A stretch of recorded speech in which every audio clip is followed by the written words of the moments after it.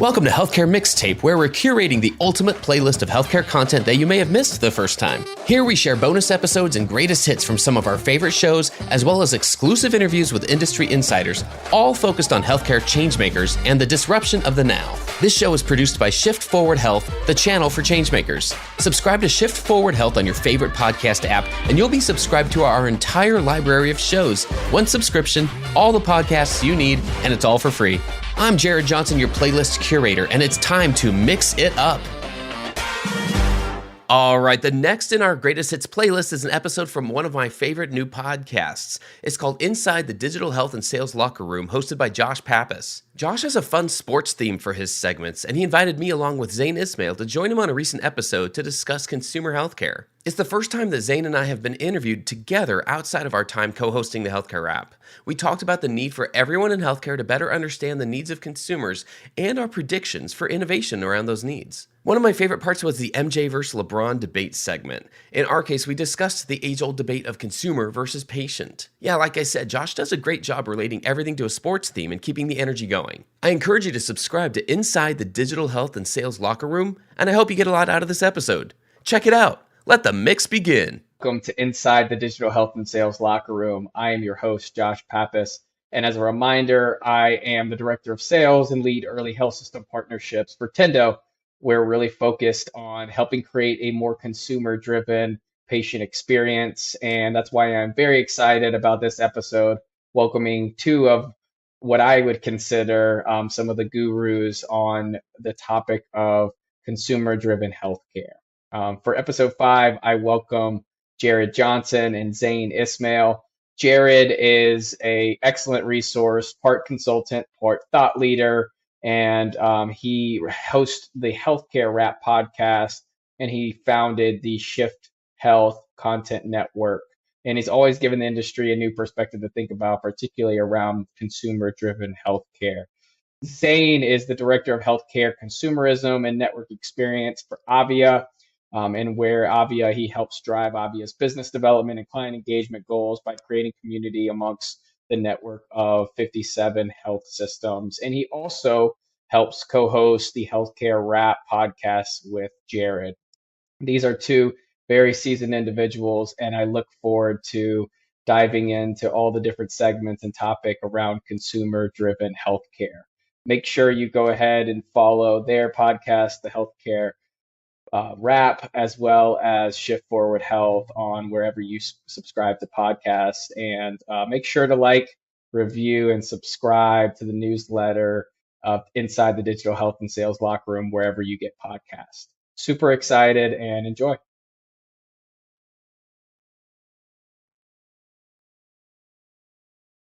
Welcome to the podcast, Jared and Zane. Looking forward to having a special consumer-driven healthcare episode. So excited to have you guys on the podcast. And I guess we'll go individually. Jared, you'll start, and maybe then Zane. Brief intro for those that don't know you, and would love to hear your origin story of why healthcare and then why consumer healthcare. They're wrapped into that intro. Want to go first, Jared? Sure. Yeah. Thanks, Josh, for first and foremost for having us on. This is fun. I don't think the two of us have ever been guests on the same show before. So no, the script is flipping. The podcasters being podcasted to. That's right. I like it. Brief origin story is I'm an advocate for consumer-driven healthcare. So redesigning and rebuilding the parts of the healthcare experience that make it easier for consumers. And so that came about as a result of close to 20 years in healthcare, from both the med tech side, medical device side, as well as the provider side, working numerous roles in digital and marketing leadership positions, and seeing how that all sometimes stands in contrast with the business systems underneath healthcare. So I'm passionate about those things. I have experiences in my own life with loved ones that I'm like, man, that's a shame. The system went a certain way and things happened with them. So on top of that, I have a podcast channel called Shift Forward Health, and Zane and I co-host Healthcare Wrap, which is our flagship show on that channel. Absolutely. Fantastic. Let's see. I got into origin story on my side. I got into healthcare really by way of hospitality. And so when I was younger, and still am, very interested in like food and service and the art and science of making people feel welcome.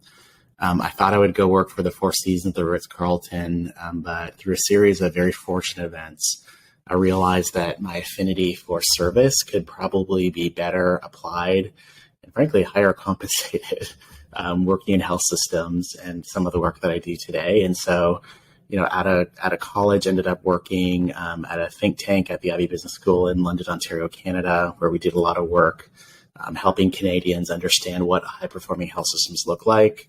From there, jumped into rural healthcare operations and helped a small hospital outside of Windsor, Ontario, reinvent itself. Did a lot of work in behavioral health there, and then eventually came to the U.S. and got recruited to Henry Ford Health System, and then eventually where I'm at today with Avia Health Innovation.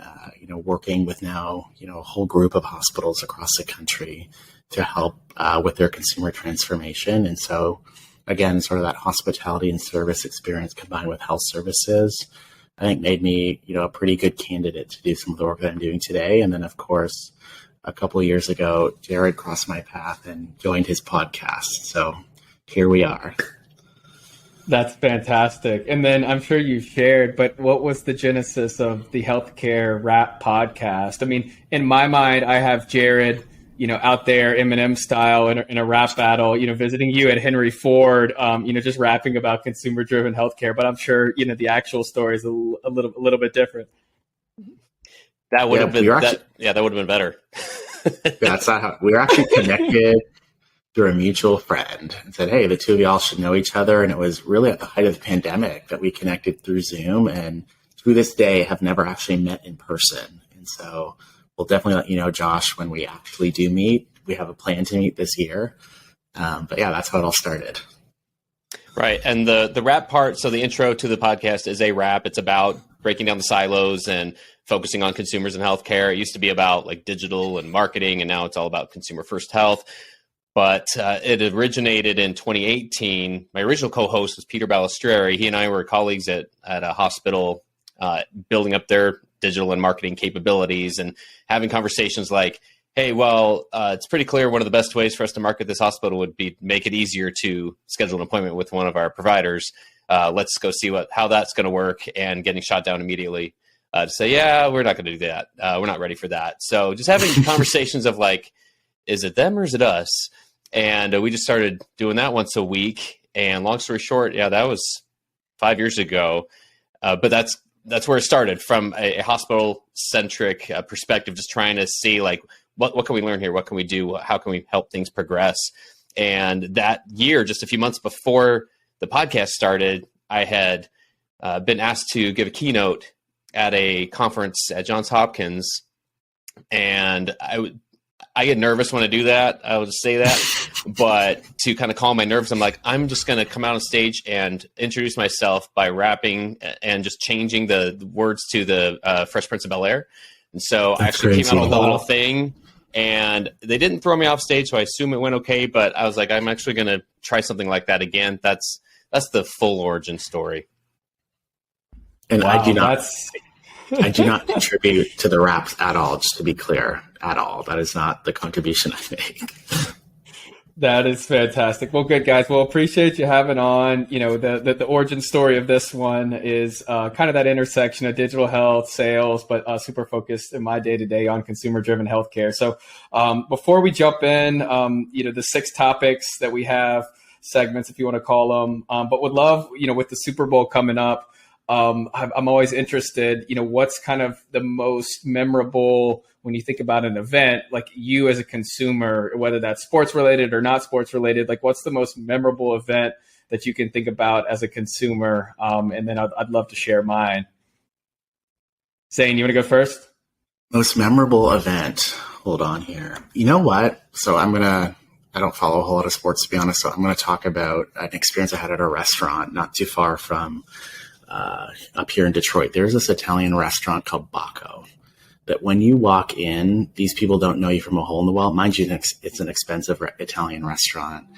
These people literally make you feel like family. And so this whole team of waiter, like your head waiter and then all his henchmen surround your table. The owner of the restaurant comes out and hugs and kisses you as if you were in Italy. And you leave the place, paying an exorbitant amount of money for pasta, but you love these people and you feel like they love you, and we go back all the time. And so when I think about one of the best service experiences, this would have to be it. And I wish health services would feel that way. They don't always do. It's really true. It's really true. And one thing I will tell you, one reason I always I've enjoyed having Zane co-host with me is tying things back to moments like with restaurants and hospitality and other ways, because that's how most people compare their healthcare experiences anyway. For me on the sports side, so it's more of a moment than an event, but it ties back to my roots growing up in Houston. So who's the team you're going to root for is the Astros. It's hard to even admit that on the air these days, because for those who don't know, and they won the World Series in 2017, the first time ever.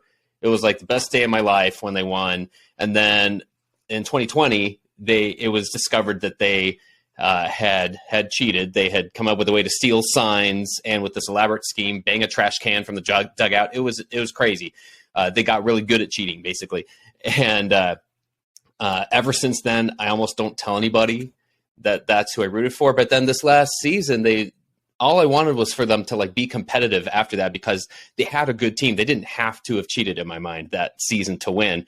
And so this last season, they ended up winning the World Series again. And I just kind of felt like I was able to exhale a little bit and say, maybe it's okay to admit that I like this team. I'd like to think that maybe that means I'm loyal or open-minded, because it's really hard to root for the bad guys in the sport. I've never had to before. But when they won this last season, I was like, okay, at least they won, hopefully without cheating this time.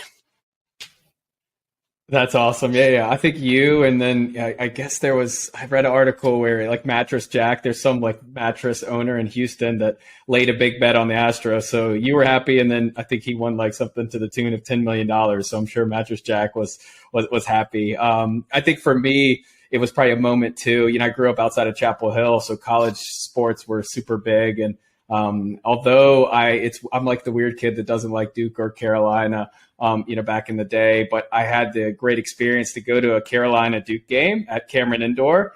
And so, those are to me a perfect example of super famous brands in the college sports arena. Cameron Indoor is kind of an iconic place for the game. And I couldn't tell you exactly what happened in that game, but I could still, remember, a lot of the scenery around there. So was super fortunate there. So appreciate you guys joining. And now we'll jump into some segments. So we do a top 10, bottom 10. And, normally this is people sharing their salespeople sharing their best and worst kind of, sales experiences. On the other side, health system kind of sharing their, most memorable interactions with sales reps. So you can take it either way. I know you, Zane, have some experience on the other side of the table. We could do that, or feel free to answer it kind of your best or worst healthcare experience as a patient, whichever way you want to go. But why don't you start, Zane?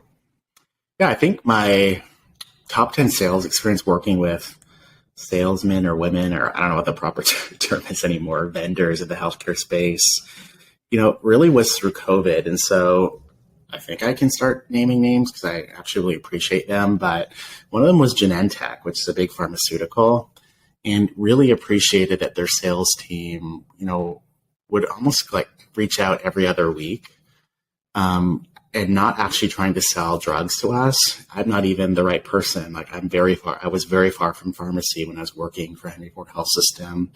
But what I really appreciate about Genentech and Shelly Skinner, who leads the account, is they were always checking in on us genuinely. How are you doing? What can we do? Can we bridge a connection to, some of our diagnostic services to actually help with COVID response? And then Genentech, which is owned by Roche, has a massive philanthropic arm. And so they're always wondering, hey, is there grants or people we can connect you to get some funding to go on and do, community level testing or vaccination work? And so just really appreciated that they read the room and they weren't trying to pump their product, their products that probably aren't very helpful or needed, but we're still there to support us through that pandemic. So that was fantastic. And then, during that season too, we get a lot of phone calls from, random technology vendors, trying to sell us scheduling solutions for vaccination clinics, when frankly, like, that ship had sailed months ago. And so again, just not really, some of these folks just not really paying attention to where we were at in the broader response. But again, the Genentech team, like, really stands out as people who genuinely cared about us as their client and knew when the appropriate time was to push for their business. And certainly after the pandemic, and now I believe we have a very fruitful relationship with Genentech, because it's an appropriate time to do so. But at the time, we're really just there to take care of us where they could. So really appreciated that. No, that's really interesting, because I think for all the busy in your day, right, the fact that you remember, the company, the people involved, I think that's a good, lesson to all salespeople out there, particularly in a uncertain time, that, that type of, small little thing can have a serious impact. What about you, Jared? I pointed 2 times that I was pleasantly surprised by folks who were not anywhere on my radar screen, and it both happened within a few months of each other. Ironically, both within a few months of launching the podcast. So at the time I was still working at a hospital, and one day I got a package, and it was from a sales rep at a SaaS company. And all he did was he just sent me a rhyming dictionary. He said, "Hey, I saw on LinkedIn you started this podcast and has a rap. Hope you find this useful sometime." They were not on my radar at all. We ended up getting able to bring them in for a visit and things. I just thought, like, that was so far out of left field. I didn't know they knew who I was. It was fantastic. And then just a few months later at a conference, I had finished doing a presentation, and somebody, again, not on my radar screen, but worked at a print shop, came up to me and handed me, she said, "Hey, check out the podcast. Hope you don't mind. We grabbed your logo off the internet and made a couple of tumblers." I handed them for me and my co-host at the time, for me and Peter. And she's like, hope you don't mind. Like, so out of left field. Just, and I think the 2 lessons that still apply were, they were personalized, they're unexpected, but also, like, they both involved something tangible. Like, with everything being so virtual, it's really cool to have an excuse to have, like, something. I still have both those things. I still have the rhyming dictionary and the tumbler, like, sitting in my room. That's fantastic. And then I guess on the other side, Jared, when now, on that point with everything being digital, are there ways of communication, email or something, that just doesn't, resonate as much for you in your day to day? So I think LinkedIn can be the best. It can also be, like, so the worst. It can just be the place where I feel like people have found that as an excuse to not do their homework. And it doesn't take much skimming of my profile to know that I put out a lot of content. I'd love for people to engage with my content. You want to know what topics I write about. It doesn't take much. And so for people to even reach out and say, "Hey, what would you like? What topics interest you," or whatever, like, it doesn't take much homework, guys. Like, a couple of minutes reading my profile. And so if anyone wants to be in my world, in my ecosystem, all you have to do is engage with a little bit of my content.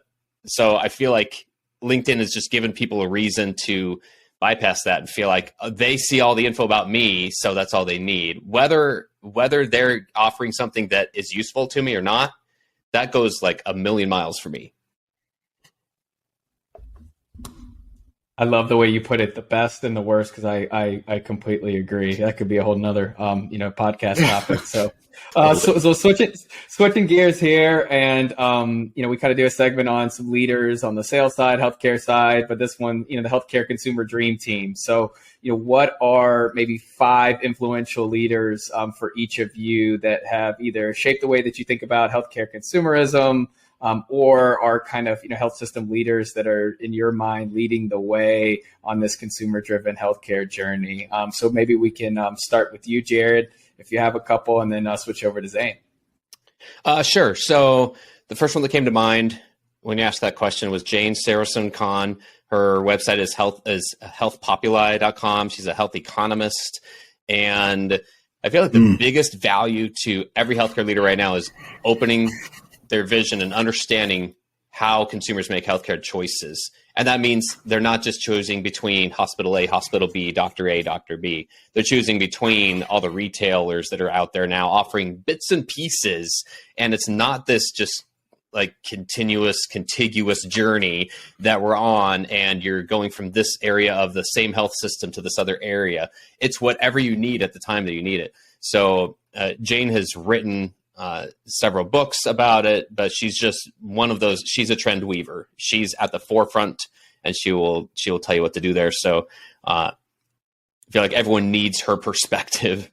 And then another one I'd put out there is Ann Summers-Hogg. She's a senior research fellow at Clayton Christensen Institute. Spent a lot of years at Atrium Health and their innovation team, and is a champion of Clayton Christensen's theories of disruptive innovation, as well as human-centered design and design thinking, and using that to really focus on what the drivers of health are. So I'll stop there. Couple that come to mind on my end. The first would be a gentleman by the name of Gerard Van Grinsven, who, go figure, used to be the vice president of food and beverage for the Ritz-Carlton, and he became the CEO of the Cancer Treatment Centers of America. And now today, I'm not exactly sure what his titles are. I believe he's operating as a kind of consultant at large, but he's been leading a group, of folks who are very much interested in hospitality, real estate, sort of the futures of senior living and healthcare, and trying to, I think it looks like, build some new, residential concepts with a healthcare component, but very, very focused on that hospitality level experience. And so I like to follow a lot of his content on LinkedIn and the folks he surrounds himself with, just to continue to stay, sort of grounded in, I guess, my own upbringing in hospitality. The other person that I spend a lot of time listening to is a gentleman by the name of Scott Galloway, who's not actually, a healthcare expert. He's more on the marketing side. So I listen to his podcast and read his books. And what I love about him, Josh, is he spends a lot of time sort of analyzing the big companies like the Netflix, the Googles of the world, the Amazons of the world, talking about their platform strategy, all things that are very relevant in healthcare now. And of course, he makes some predictions around healthcare, and rightfully predicted that groups like, or forecasted that groups like Amazon and so on would get into the space. And so I listen to him as someone who's an outsider to our industry in a sense, but can still speak to first principles and make some, I feel like he can see through the fog because he's not caught up in the minutia of our own buzzwords and ridiculousness that happens. And then there's three others who I follow. And, one of the contributions I try to make to our healthcare podcast is being the Canadian on the team and having worked in health systems in Canada.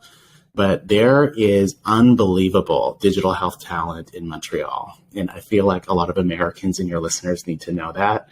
And so my good friend, Danina Kapitanovic and Cathy Mala and Luc Sirois, who all essentially work, either at the Ministry of Health level in Quebec or work for the University of Montreal or the Jewish General Hospital. These three, in a lot of ways, are making huge moves in the digital health ecosystem in that region, working inter-institutional, teaching human-centered design.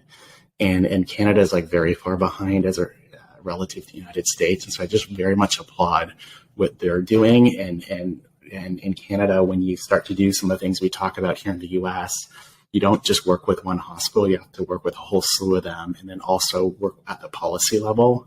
And so I just really appreciate sort of that zoomed out view that they have to take, and some of the moves that we're making that I think we can learn a lot about here in the US. And so definitely keep Montreal on your radar for cool stuff happening.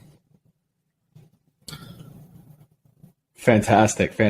Well, Jared, any other ones that come to mind? It's okay if you don't.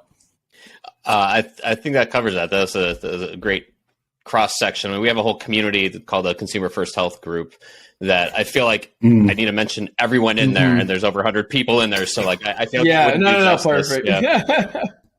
We should post the roster.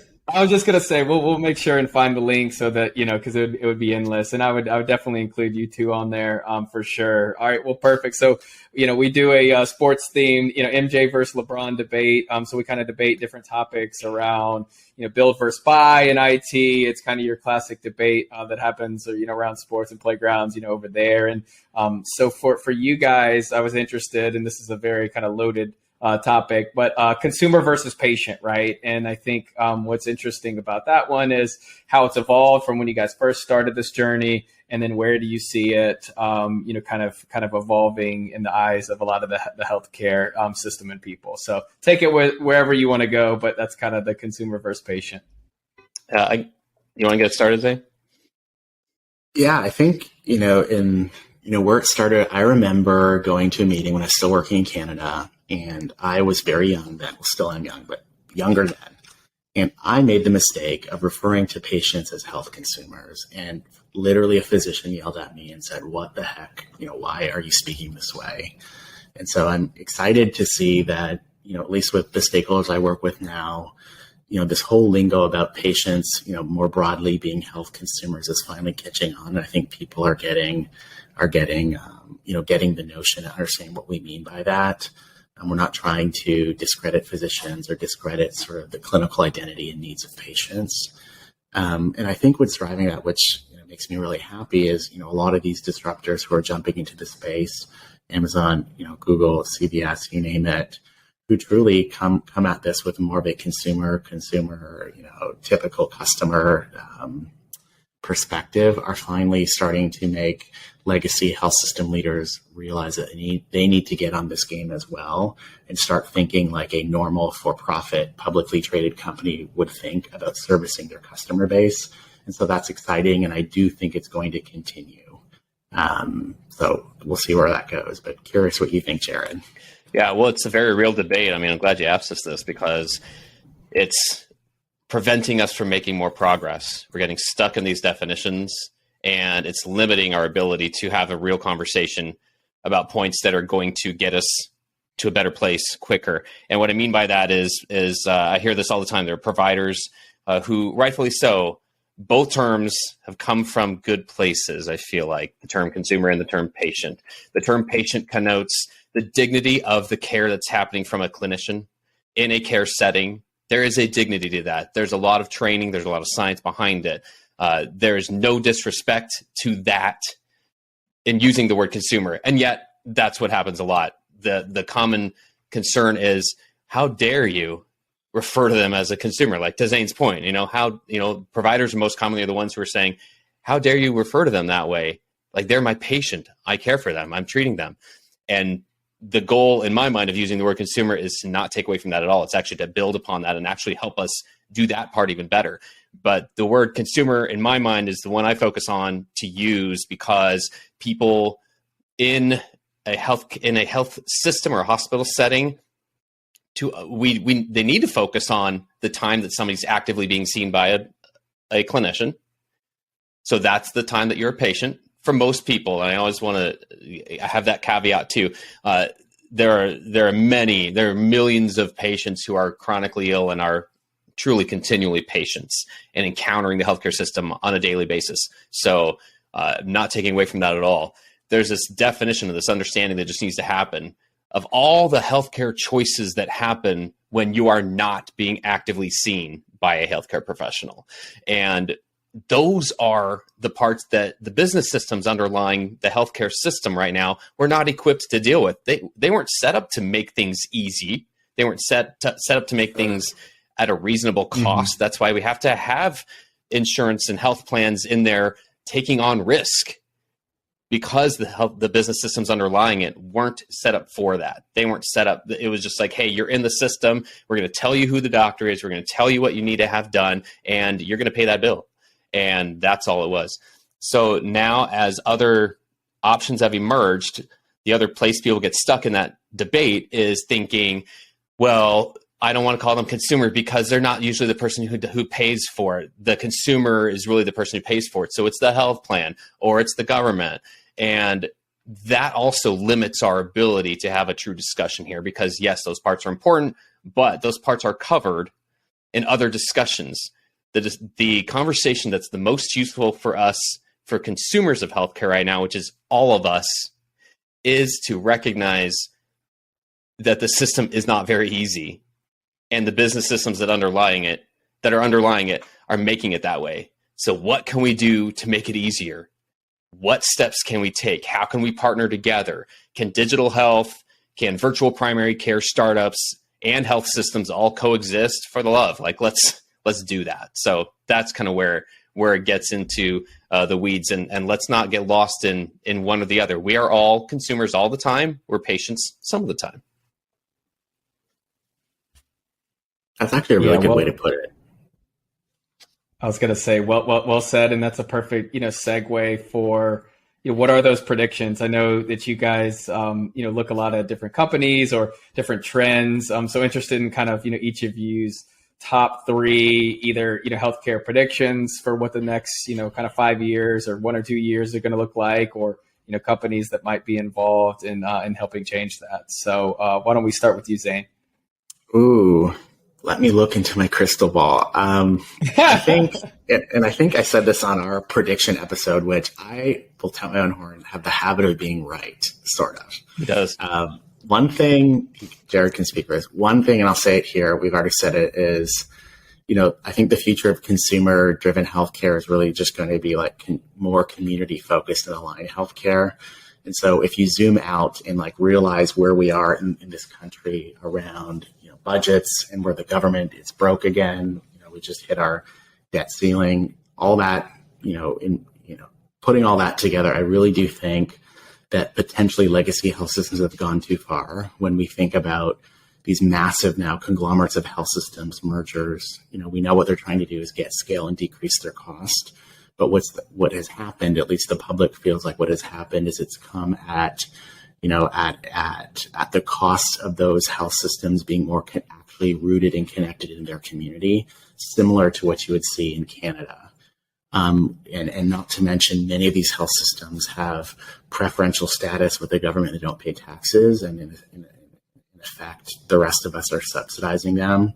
And then when you pile on, the helicopter cash dumps they've received through COVID, which certainly they needed. I think that whole value equation is finally coming before the eyes of Joe Public and realizing that this isn't working. And so I do think, maybe not tomorrow or in 2 years, but like at some point, I think health system leaders are really going to be held to account for where is this money going and what are you doing with it?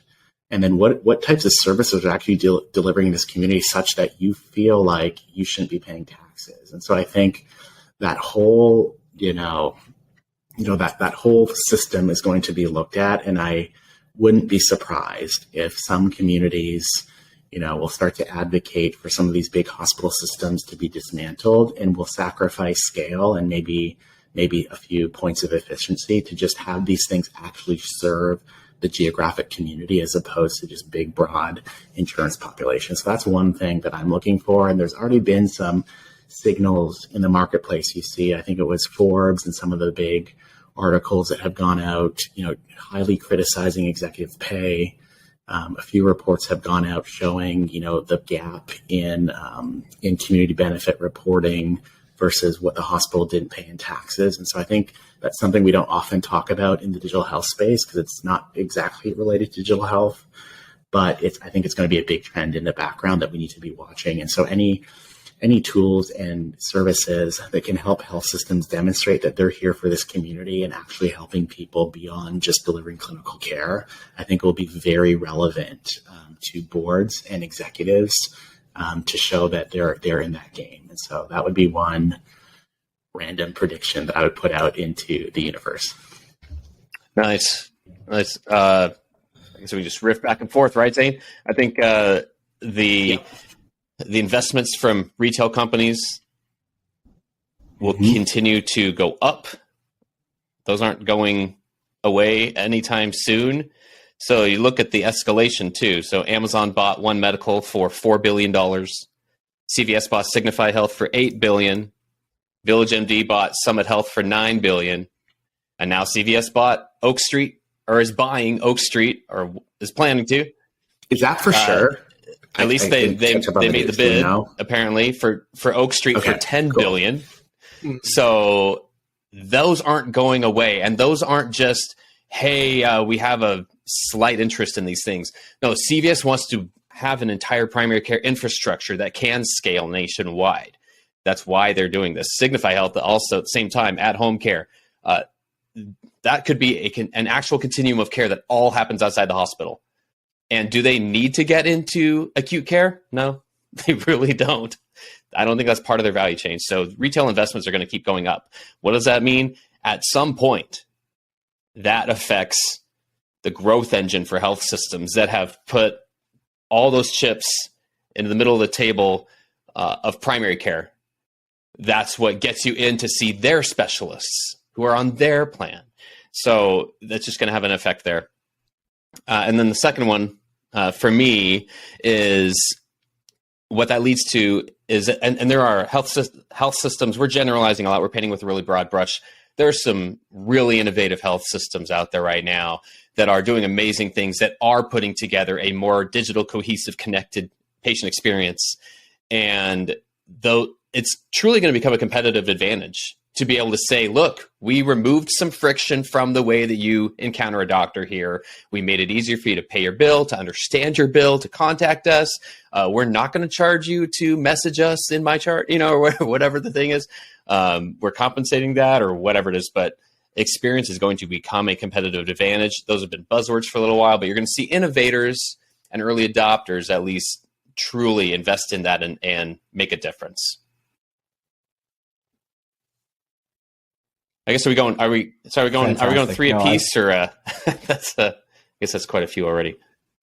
I don't know, Zane. You got any more? Because I appreciate those, Jared, and I think that what you hit was spot on. I don't know if I have anything more to add beyond just opining on Jared's comment around experience becoming the competitive advantage. That's certainly what's happening now, and then probably a few years down the road, I would describe it as like relationship will be the competitive advantage. And so how do health systems, similar to like an Amazon Prime relationship, keep people constantly engaged in their services, or what other services might they need to procure, so that there's a daily reason why I would engage with a healthcare provider. I think that's going to be an opportunity. A great example, I think it hit the news not too long ago, but a health system like Multicare, and they created a product called Indigo, which is an urgent care, similar to almost like a One Medical-ish. And, they've partnered with 98.6 to do some of that technology work. So again, great example of like health systems leading the pack, working with disruptors to really make, those highly personalized and convenient experiences like Jared describes. Yeah, I couldn't agree more, because I think I've been in the fortunate on the other side of the seat, but have worked, and at Bioformis and now with Tendo with some really innovative, system leaders, service line leaders, executive leadership, and they're certainly there. And all of what you just described, Jared, to me in my sales mind is, how are we going to quantify ROI, right? And it is rapidly changing. And I think both on the other side, organizations internally, but also too, vendors are really going to have to be dynamic and like truly tracking, some of those both in real time. I think it used to be a legacy spreadsheet, and it could go on, budget or cap table or things like that. But now it is truly going to be working, not only with your own internal system, but other vendors to, to track almost in real time, whatever those ROI metrics are going to be for some of what you guys are talking about. So super interesting. All right. Well, a couple more. One of the key purposes that I started the podcast was to help. I had a unique entry point into this whole digital health world. Never would have thought that I would be sitting here and even in the digital health world. So this is kind of our rookie healthcare leader advice, right? So the purpose of this is, maybe, and I know, Zane, you had a unique entry into healthcare, but when you're looking at what this future of healthcare is going to look like, what is some advice you have to people that are either in school now or looking to kind of, be in your shoes and be a healthcare leader, or be a part of, some of this change? Sure. Well, a couple things. I would recommend everyone start very small. I still thank and credit, my career to starting in a very, very small hospital in rural Canada. it was 58 funded beds on a good day, like dollhouse size hospital. And in that hospital, I was able to learn so much because when we have a small administrative and leadership team, everyone has to do 3 jobs. When I came to Henry Ford Health System and walked around the corporate office, I realized there were entire divisions of corporate people that were doing the responsibilities that I had under one role. And so I think, don't get caught up in trying to go to Cleveland Clinic or Mayo Clinic in the case that you want to be in hospital leadership and all these big brands and get lost in the mix. Start small. If you can find a critical access hospital or a tiny community hospital, get in there because you'll learn all of it. And the good news is, whether it's a massive hospital or a tiny one, they're all the same, but it's only within a tiny one that you can really figure out what all the pieces are so that you know what you're talking about when you go to a bigger place and understand bed flow or staffing implications or what is it that diagnostic imaging actually does. And so I think starting small and not getting caught up, in these big healthcare brands is probably a good idea. The other thing I'd say too is, especially, and I see this, I don't know if it's just a Gen Z issue, but I see a lot of young leaders like very focused and adamant about, getting FaceTime and networking with people with very senior and fancy titles, which makes sense, but don't discount the wisdom that comes from people that are just middle management or your peers. And like, when I think about the things that I really learned, it came from those folks. And frankly, it came from like floor nurses, and in Canada, we call them unit clerks. So administrators who know a little bit about healthcare who are actually helping to orchestrate, every department of the hospital. And so I learned so much from those folks too. And so again, I guess don't get so caught up on pedigree and flash. You can learn a lot from the small, the unbranded, and, the people who may not necessarily be super high on the org chart. So that would be my advice if you're just starting out. Nice. I like that. I would just add, especially for someone who's coming up through the sales ranks or marketing ranks, to focus on making your brand relevant. Don't assume that because you put something out there organically on social or in an email, or, you have to learn the basic rules of engagement for each of those platforms and how you're engaging with people. But don't assume that because you put it out there that it's making your brand relevant. If you focus on that, you double down on that, then you're opening doors without even realizing it, and you're reducing a sales cycle. You're getting rid of a lot of the MQLs and SQLs, the qualified leads that lead to nowhere, that you don't end up winning. You can bypass a lot of that by putting some value out there into the world. That's where content marketing can really accelerate a sales cycle. Is if you put good content out there, you're impacting and influencing those who are influencing your buyer at one point or another. So I would definitely double down on that. I wish I'd learned that earlier, and I wish there's still places I want to get to in a better place with that. And then from a personal development standpoint, kind of like what Zane was saying, I'd also say get informed about adjacent areas to the place where you are. So if you're at a health system, awesome. Learn everything about it, but then learn what retail brands are doing. What's Best Buy doing? What's Dollar General at least claiming to want to do? Some of them are doing more than others. But what's MedTech doing? What's that health plan doing? Do you understand those? Learn those adjacent areas because they all connect. And also, especially follow the money. Learn the economic engine for each of those types of businesses, and you'll arm yourself with more information than 99% of everyone else around you, and that'll show through. Yeah, I think to Jared's point, I would like to remind people that the business of healthcare has not really changed.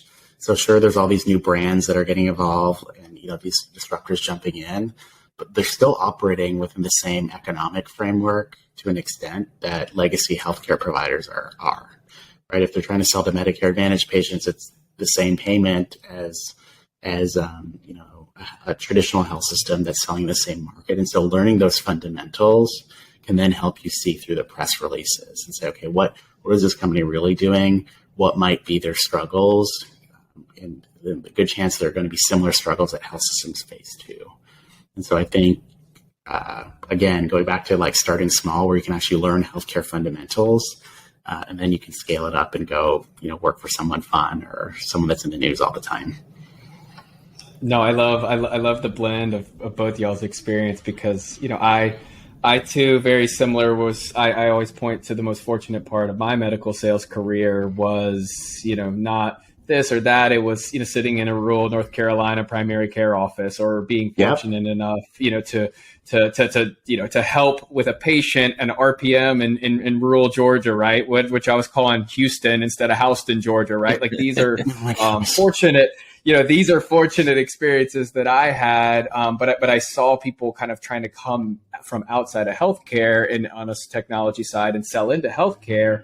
And it wasn't just sales reps. I mean, these were leadership and people, try to say, hey, we should do this. And then in my mind, I always closed my eyes and thought about, that doctor's office and say, well, we can't do this, and we must do this, but here's why, right? So I was super fortunate about that. But, I'm also, big believer in evolving. So, although I can remember a time where I literally cold called and set up lunch and went and brought Panera catered lunch, and like that was a cold call. I'm not, one to say, you got to earn your stripes and do that type of cold call. I love leveraging technology. I love what you said, Jared, of, building the brand, getting the right people. And, there aren't going to be people that have the experience to just, show up in a doctor's office and say, hey, can I, observe what you do? But I think in absence of that, you really do have to, if you want to, walk a mile in their shoes, truly get in and then get ingrained with some of those people. So I love that advice. All right. Well, wrapping up, the last segment, normally it's just, quick sales plug. So we'll, about a minute each, what do you have, going on, and where can people kind of, find you or support, whatever you're doing? Why don't you start, Jared? Oh, thanks for asking, Josh. I would say check out this podcast channel we're trying. It's called Shift Forward Health. So Healthcare Rap is the main show on there. It's a weekly show there. But Shift Forward Health was meant to be one channel. It's kind of like HBO Max, kind of, in that you subscribe to one thing and you get a whole bunch of shows. So what we were trying to do is eliminate the way that you have to go and find each show individually and subscribe to it individually. You subscribe to this one channel on any podcasting platform, and you get 3 to 4 shows each week from different hosts. So you're getting this much broader view of the industry. You're hearing from Zane and me, but you're also hearing from our hosts who are based internationally, and those who come from different sides of the industry and represent a much bigger amount of the industry than Zane and I could on our own. So that's the plan. There's 8 shows on there right now. We're adding a couple more here in the next few weeks. I mean, it's been a lot of fun to build that. It's been out there for about a year now. And it's just the goal is that's the channel for change makers. If you're interested in helping change that status quo of the healthcare system, then it's a place ideally to have a lot of types of different content there. So I definitely say, and it's all for free. I mean, that's the whole point. So I definitely invite people to do that. And yeah, thanks for asking. Fantastic. Yeah, fantastic. And I can attest to it. If you're interested in consumer-driven healthcare, or just healthcare and digital health on the pulse. And then I'll translate for Jared. Basically, what he's saying is that, healthcare rap is the Game of Thrones there, right? Healthcare. No, it's a really awesome resource, and it's been super helpful to me. So appreciate you sharing, Jared. What about you, Zane? Anything going on? I think the thing that I would plug, so my day job, I work with Avia Health Innovation. I help lead our consumerism team. And so if there's any solution companies out there trying to sell into health systems or health systems themselves who are looking for support around their digital health strategy, that's something that we do day in and day out. And, work with our hospital system members to help them understand the landscape of technology out there. And so definitely reach out. I'm happy to have a conversation and seeing how the Avia community and network can best serve you all. Fantastic. And I wrote it down while you were talking, saying this is a bonus question. Any Ritz-Carlton in the world, where would you go, and which Ritz-Carlton would you want to visit? I would probably go to the one. So I've never actually been to one. It's on my goals list to go to. It's just very expensive, but I would probably go to one in the mountains. So I know there's one, I think, in Vail. I like mountains. I like skiing. So I'd probably, if I was going to spend the money, I'd spend it there and ski. And then the Four Seasons is also very interesting to me. It's a Canadian company, by the way, and maybe in a separate show, I could talk about the story of how I got invited through an intern that I met at Henry Ford Hospital to come and tour their corporate headquarters in Toronto. But that's a separate story. But on the Four Seasons side, I probably can go and visit like one of their flagship properties in Toronto, which actually isn't too far from here. And so those would be my two choices. Fantastic. Well, guys, I appreciate the support and jumping on the podcast, and Zane went ahead and threw a cliffhanger, so we'll have to get together and do this some other time. But thanks, Absolutely. Jared, thanks, Zane, and looking forward to help educating and following you guys on the consumer health journey. Thanks so much. Thanks for having us. Thanks for tuning in. If you like what you heard, please spread the word. Tell your colleagues to tune in for all the awesomeness, then leave a review on Apple, Spotify, or wherever you listen. This show is produced by Shift Forward Health, the channel for changemakers. Subscribe to Shift Forward Health on your favorite podcast app, and you'll be subscribed to our entire library of shows. See our full lineup at shiftforwardhealth.com. One subscription, all the podcasts you need, and it's all for free. And remember, we might have a lot of work to do in healthcare, but we'll get there faster together. Thanks again.